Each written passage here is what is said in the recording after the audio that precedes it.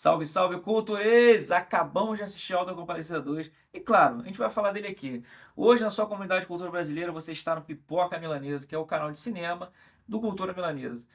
Eu sou o Juan Barão, sou escritor e peço teu like logo nesse início do vídeo para a gente poder chegar mais longe no nosso projeto. Hoje a gente vai falar desse já futuro clássico do cinema nacional, beleza? Assistimos antes da estreia, no dia 25 de dezembro, e sim, esse filme demorou para entrar porque é muita correria pra gente aqui, e por conta disso, por ser muita coisa boa para falar e pouco braço, peço teu apoio essa aí. R$ 5 você mantém a gente funcionando para crescer cada vez mais, para cobrir muito mais coisa, para trazer as coisas mais rápido também. R$ 5 você faz a gente crescer, beleza? Bora pro vídeo. Como você já sabe, o filme é uma continuação do primeiro, que foi lançado nos anos 90, em direção de Guel Arraes, baseado nas obras do lendário Ariano Suassuna, o escritor brasileiro e criador do movimento armorial e que buscava colocar a cultura brasileira no foco das histórias e das obras. Ariano escreveu a peça O Auto da Compadecida em 55, galera, e o primeiro filme saiu ali nos anos 2000, 99 e 2000, minissérie e filme, e conta a história de João Grilo e Chicó, que ganham a vida tentando sobreviver à miséria absoluta lá em Itaperoá, lá na Paraíba, dando golpes e sendo malandros. A partir daqui, muito spoiler, beleza? A gente vai destrinchar o filme, então a gente vai falar muito spoiler pra vocês aí. Como sabemos no desfecho do primeiro filme, João Grilo tenta salvar do ataque dos cangaceiros de Itaperoá com um golpe final e até dá certo. Tudo sobre isso aí você vê no nosso resumo do Auto da Compadecida que tá aqui no canal. Inclusive, obrigado pelos comentários aí elogiando o resumo. A gente trabalha pra vocês mesmo, brigadão. E aqui a gente tem o Severino de Aracaju, feito pelo Marco Nanini, a lenda, falecido com um tiro no comparsa, que é o Joaquim Brejeiro, filho do Henrique Dias. Naquele contexto ali, daquele golpe, Henrique Dias, né, que é o Joaquim Brejeiro, vê que o João Grilo volta para buscar o dinheiro no bolso de Severino de Aracaju. Quando ele está quase entrando na porta da igreja, momentos antes da porta se fechar, ele dá um tiro certeiro e é fatal. Eu estou contando essa história de novo aqui, mesmo estando em outro vídeo, mesmo você já tendo assistido isso no primeiro filme, porque é o ponto de partida e praticamente a base inteira da continuação. Por quê? O filme se estabelece com Chicó vivendo na cidade de Itaperoá 25 anos depois do primeiro filme, e ele conta essa história justamente que é da ressurreição de João Grilo. E Chicó vive disso aí, de contar, do storytelling ali, de contar e tal, e depois isso vai ser até essencial para a retomada econômica da cidade, porque como a gente consegue ver nesse filme aí, a cidade tá numa baixa, né? Ela não era rica no primeiro filme, mas agora ela tá numa baixa bem legal. A própria igreja mesmo tá bem destroçada, bem destruída, e a gente vê essa retomada econômica agora por conta dessas contas, dessas storytelling do Chicó. Você sabe que aqui tem uma ironia no filme muito interessante, que é o fato do Chicó estar contando essa história. Porque Chicó é conhecido por ser mentiroso. E na verdade João Grilo não se lembra de ter voltado do julgamento da Compadecida no primeiro filme. E por não se lembrar, Chicó conta pra gente exatamente como foi. O que nos confunde inteiramente porque a gente não sabe se aquilo ali então era mentira ou se de repente Chicó foi colocado ali uma verdade na mente dele para ele contar como se fosse uma mentira, como uma grande ironia do destino, né? Falando nisso, uma aspas aqui rapidamente, você sabe que a Itaperoá existe de verdade na Paraíba, né? E o turismo das obras de Ariano Suassuna e também do filme trouxeram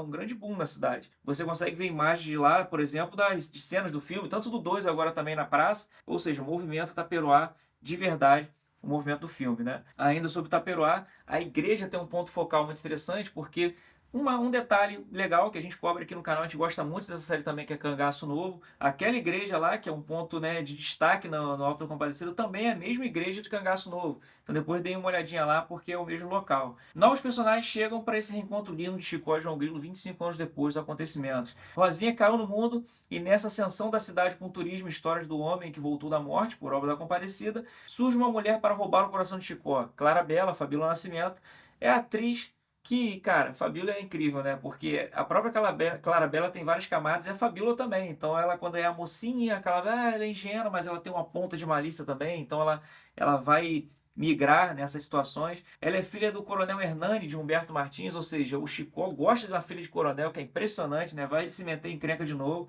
E essa pitada de malícia, essa camada de malícia da Clara Bela, nos lembra a Dora, que foi a Denise Fraga que fez impressionantemente a Mulher do Padeiro no primeiro filme, né? Então o Chicó novamente ali com essa tentação, com essa coisa da luxúria, ao mesmo tempo que ela também tem um lado que sofre, um lado que chora, né? E quando eu vi o Hernani, a sua fazenda no primeiro momento, eu achei uma coisa diferente ali. Eu achei tudo muito desleixado. O cara com a barba torta, a fazenda toda zoada, tudo mato alto. E isso me lembrou uma coisa muito interessante quando a gente coloca em contraste o Coronel Hernani com o Major Antônio Moraes no primeiro filme. E aí eu não sei se é piração minha, mas as datas se encaixam perfeitamente. Vão comigo nessa viagem aqui. O Major Antônio Moraes é do primeiro filme. O primeiro filme se passa em 1930. Então essa data, que é canônico, tá? E é 1930, é uma data que marcava o auge do coronelismo no Brasil. A gente tinha a Velha República acontecendo aqui na história do país.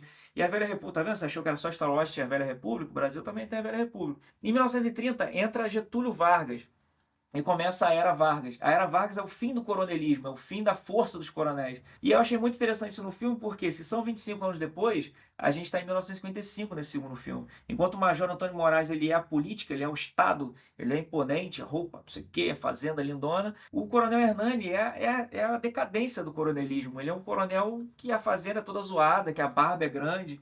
E isso é interessante porque a Era Vargas realmente destruiu esse poder. A gente sabe que tem muito coronelismo rodando aí na cidade interior, Compa de Voto, a gente sabe que isso acontece. Mas eu estou falando do coronelismo como quase um feudalismo como era, né? Então Getúlio Vargas nomeou governadores, interventores e os coronéis perderam esse poder. Então você tem o Hernani completamente zoadão, decadente, precisando da eleição para recuperar poder, olha só, enquanto o Major Antônio Moraes ele era o Estado, ele era a autoridade e ele tinha aquela imponência. É muito interessante, né, essa transição aí dos dois coronéis quando você compara um com o outro, né? Um dos novos personagens é Arlindo, do Eduardo Stablitt, que já surge como um novo tipo de vilão. Em 1955 ele é manipulador da opinião pública, porque ele tem uma rádio, ele tem uma loja que endivida as pessoas, né? Praticamente um banco ali que vai botar todo mundo no Serasa. E Clarabella, no final, quando ela perde... vai perdendo Chicó, ela vai se conectar com Arlindo de imediato por conta da arte. Ela é atriz, Arlindo tem uma rádio, e aí os dois vão se conectar ali.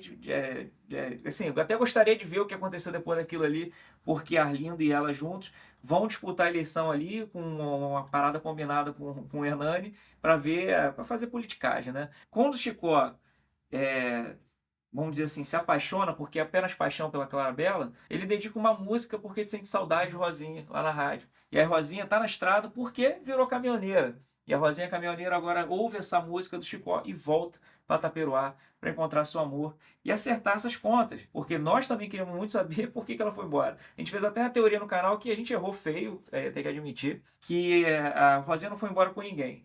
Ela voltou enfim, acontece também. Mas foi bom que a gente trouxe mais um personagem do universo literário de Ariano Suassuna. Ela voltou porque, na verdade, ela chamou Chicó para fugir com ela através de uma carta. E Chicó não sabia ler, era analfabeto. E essa, inclusive, é uma das cenas mais interessantes do filme, assim, porque rola uma emoção grande. A gente já sabia que ele era analfabeto por causa da cena da rádio, mas ele contar isso para Rosinha foi muito sinistro, porque claramente ele sentia muita vergonha disso. E ela coloca na mesa lá por que ele não fugiu com ela quando o pai dela, o Major Antônio Moraes, estava forçando muito a barra para eles se separarem. E aí é interessante também dessa cena, porque tem tudo, tem emoção, mas também tem uma faceta que eu vendo o trailer, vendo o filme, eu falei, pô, o Chicó perdeu isso. Ele perdeu aquela coisa do bronco, sabe? Porque ele é frouxo. Mas tinha aquelas cenas que ele falou, sacudo, sacudo, já viu? Que quando ele tenta passar de machão, que ele tenta pagar de machão. Eu falei, pô, o Chicó velho não tem mais isso. Mas aí quando ele tá na presença da Rosinha, ele fala, manda seu pai falar comigo que eu pego ele. Ou seja, ele tem aquela faceta ainda, mas ele só mostra pra ela que já sabe que ele é um baita de um frouxo, né? Com a história do filme se desenrolando, a gente tem João Grilo tentando jogar dos dois lados, dos dois candidatos à eleição. A gente tem o Hernandes de um lado e o Arlindo do outro, e ele ali, cara, fazendo aquele jogo duplo para ganhar favores, para ganhar poder dos dois lados. Luiz Miranda, cara, que é um ator sensacional brasileiro, entra como um carioca malandro na história, com um amigo de golpes do João Grilo, porque ali ele precisava da igreja. A igreja era uma força muito grande e a igreja entra na figura desse golpista que se finge de padre para poder articular a coisa na cidade. O que sai pela culatra, João Grilo precisa forçar a barra ali para dizer até que não é nenhum santo, que ele não é ressuscitado, e isso dá muito mais confusão para ele no final. Porque quando ele se apresenta como um golpista para a cidade, ele é vaiado, ele é atacado, e aí Joaquim Brejeiro, olha só, aquele que disparou o primeiro tiro quando era cangaceiro no primeiro filme, agora aqui como guarda, o Coronel Hernani, atira novamente nele para matar. Ferido de morte, João Grilo agora é apresentado ao seu segundo julgamento, onde a compadecida novamente será invocada para tentar salvar seu coro. Nesse momento aqui, o filme escolhe uma outra abordagem diferente do primeiro. Ele coloca João Grilo com facetas dele mesmo. E o encorado, o diabo nesse filme aqui, se parece muito mais com a da obra de Ariano Suassuna do que o primeiro filme. Enquanto o primeiro filme tem coisa do Drácula de Bram Stoker, né? Aquele cabelão e tal. Aqui a gente vai pro sátiro mesmo, o cara com a pata, com casco, né? Com cheiro de enxofre, embora o cheiro de enxofre também estivesse no primeiro. E aí o diabo é o que tem o rosto de João Grilo, e Jesus tem o rosto de João Grilo, ou seja, ele está sendo julgado pelas duas faces dele mesmo. Daquele julgamento que vai acabar o mal para ele vai invocar a Compadecida e Nossa Senhora surge, dessa vez como Thaís Araújo interpretando ela. E aí a coisa vai pro lúdico ali, e aí você se arrepia, se emociona naquela cena. E também, ao mesmo tempo que você tem cenas com ela que são para te emocionar, você também tem a cena do diabo que é para o filme não se levar tão a sério. Quando ele fala assim, então vamos deixar que ele volte para encarar a fé daquelas pessoas novamente. E aí o diabo fala assim, eu já vi esse filme e tal. Então nem a própria cena também tem os seus momentos em que o filme não se leva a sério. João Grilo retorna, e quando ele vai ser ali idolatrado pelas pessoas da cidade pela ressurreição, ele abdica daquilo tudo, ele forja a sua morte, ele usa um golpe da morte forjada, dessa vez para que ele tire aquilo ali, aquelas pessoas dele, que aquelas pessoas parem com aquela idolatria. E aí resta a Rosinha fugir o João Grilo da cidade em seu caminhão e uma despedida emocionante dos amigos, de novo, depois de 25 anos se encontrarem, João Grilo e Chicó precisam dar adeus mais uma vez. Essa é a continuação do Auto da Compadecida. O Auto da Compadecida 2 trouxe mais esse episódio na vida desses dois personagens, expandiu esse universo e 25 anos depois nos presenteou com esse reencontro. Diga aí nos comentários o que você achou do filme, curta, comenta e compartilha. Considere o nosso apoio, com R$5 você vai manter tudo aqui funcionando como a gente falou, a gente precisa do teu apoio. Sentir você com a gente. Se você tiver liso de grana aí, só curtir e comentar, já ajuda bastante. Um grande abraço a vocês, valeu, tchau, tchau.